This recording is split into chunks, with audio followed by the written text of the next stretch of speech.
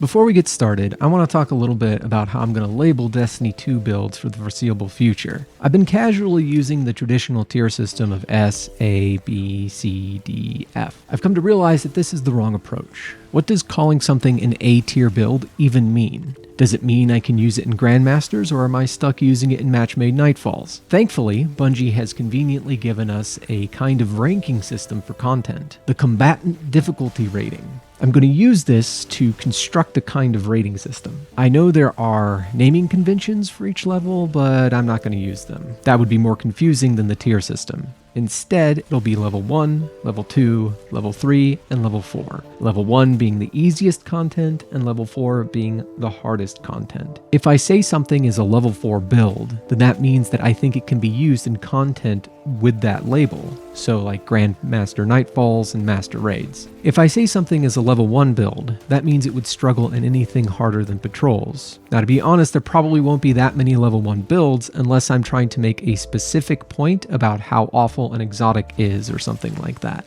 Now, two things to consider when talking about level of difficulty like this are player skill and player goals. I know someone much more skilled than me can take a level 2 build and make it work in level 4 content. Conversely, a weaker player could struggle in level 2 content with a level 4 build. In the end, I'm just giving you my experience. I'm not the arbiter of content. If something is fun for you and you can make it work, then do it. Also, a build that is absolutely top tier in grouped content may not be the best for soloing dungeons. Now, this system may need some adjustments so that it's more clear, and if you have any suggestions for the sake of that clarity, I'd love to hear them. Now, with that out of the way, let's get to this week's build.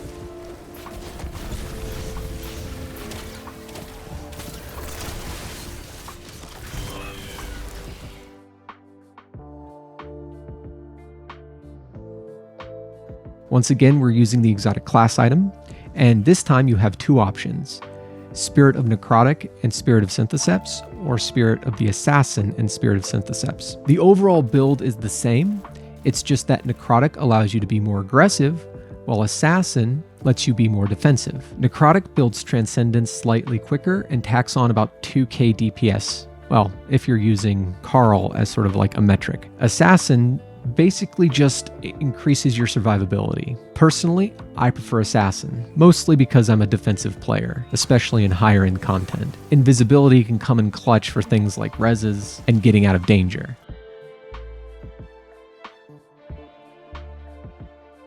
Moving on to our subclass. Starting with our super, we want Song of Flame. For our class ability, you can use whatever you want, though I go with Phoenix Dive these days because I find it more effective as an oh crap button. Your movement ability can be whatever you like.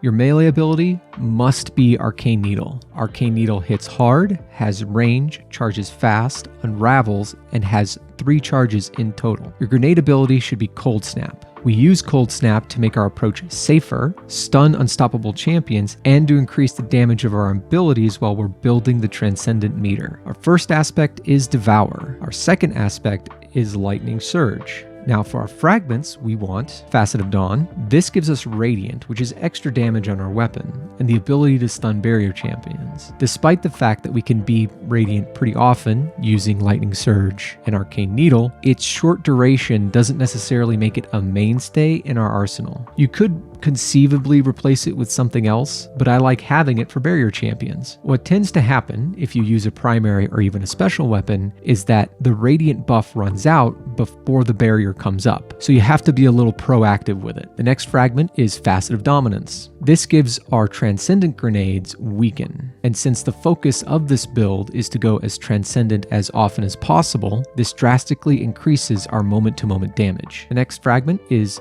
Facet of Protection. This build, because of Lightning Surge, typically puts you in close proximity with enemies, so this particular fragment goes off quite often, and it's a necessity to your survivability. Next fragment is Facet of Balance. Killing a bunch of things with light damage grants melee energy. This makes it so that we get melee energy back if we kill groups of enemies with Lightning Surge. Now, it's not a lot. In my experience, it typically caps out at about half melee charge. It allows us to use Lightning Surge way more often. Finally, Facet of Courage. With this fragment, if something is unraveled, like from Arcane Needle, frozen, like from Cold Snap grenades, or slowed, like from your Transcendent grenade, then our light ability, like Lightning Surge, will do an extra 10% damage. This really shines when we're Transcendent and causes Lightning Surge to hit for something like 120k damage, once again measured against Carl.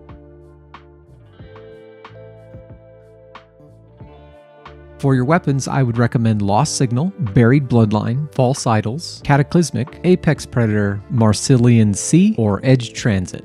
The reason why I suggest Lost Signal instead of something like Monte Carlo is that this build really leans into Transcendence, and the Lost Signal is one of the best weapons I've seen for charging your Dark Meter. Now, your energy weapon could be anything, but I'm a huge fan of Buried Bloodline. It has pretty good DPS for Ad Clear, Devour, Health on Hit, and Weaken if you have the Catalyst. If you don't have Buried Bloodline, then you could consider replacing it with Indebted Kindness, Still Hunt, a Wave Frame Ergo Sum, Merciless, Graviton Lance, Red Death, or Polaris Lance. And since Song of Flame causes solar weapons to scorch, I think it's a good idea for your heavy weapon to be solar, but you can use something like Edge Transit if you have a good roll of it.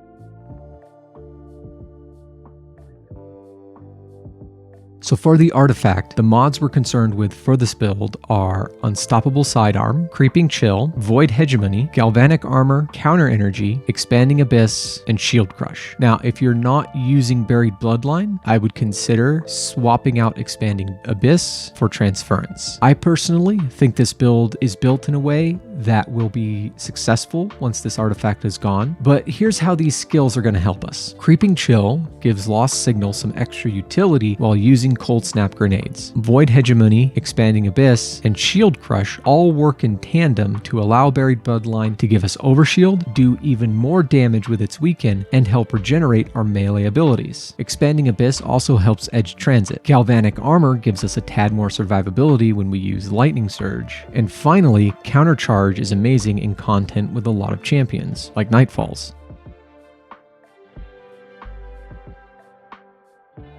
Now for our armor, in our helm, we want to use siphons for whatever weapons we're using. In our gauntlets, we want heavy-handed, and then loader mods for whatever weapons we're using. For our chest mods, since we're in close proximity to enemies and whatnot, I highly recommend using at least one melee damage resistance and one concussive dampener. Melee damage resistance gives us 15% extra damage resistance when we're within 5 meters of an enemy, and concussive dampener mitigates the damage of things like stomps. The final mod you can approach a couple of ways. You can either put in here what is the threat for the content that you're doing, or you can put in sniper damage resistance. Now, the important thing to understand about sniper damage resistance is that it only works if the enemy shooting at you is 29 meters or further away. So if something is like between 5 and 28 meters, neither of these are helping you. So really, just use your best judgment for whichever of these you really want to use. For your legs, you want Absolution, Invigoration, and Orbs of Restoration. Absolution grants 5% grenade, melee, and class ability energy when you pick up an orb. Invigoration grants 10% melee energy when you pick up an orb, so the two together gives you 15%. And Orb of Restoration gives you 10% to your least charged ability when you pick up an orb. So if you don't have any melee energy and your other abilities are up, when you pick up an orb, you'll get about 25% of your melee energy back.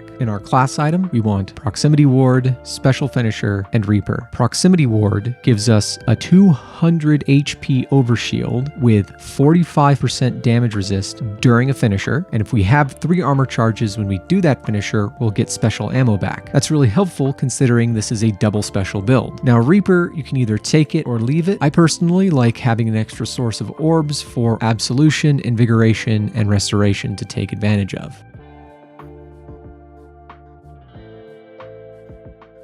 Okay, how should we play this build? Well, this build has 2 modes, Building Transcendence and Being Transcendent. While you're building Transcendence, it's best to play your life. Lost Signal and Buried Bloodline allow you to play defensively while building the Transcendent meter very quickly. Since we're using double special, we're relying a lot on special finisher, so it's important to finish enemies whenever you have 3 armor charges. Proximity Ward will keep you safe during the finisher, and if you're using Spirit of Assassin, then Invisibility will help you after. When you have Transcendence available, use it, and then use all of your abilities on cooldown. Be sure to throw your grenade at anything even slightly tough before you slide into it with Lightning Surge. I know the temptation is to hold on to Transcendence as long as possible, but it's extremely easy to rebuild the meter, so you should use it whenever it is available. Our main tools for dealing with champions are Cold Snap grenades and Transcendent grenades for unstoppables, Lightning Surge and Transcendent grenades for overloads, and Radiant for barriers. If one of the weapons we're using is on the artifact, then that's just a bonus. Now when it comes to boss DPS, the reality is that our loadout and our focus on ability regeneration means that we'll probably be middle of the pack most of the time when it comes to boss DPS. All in all, this build turned out a lot stronger than I initially thought it was going to be. I'm starting to understand what Bungie was going for with Prismatic,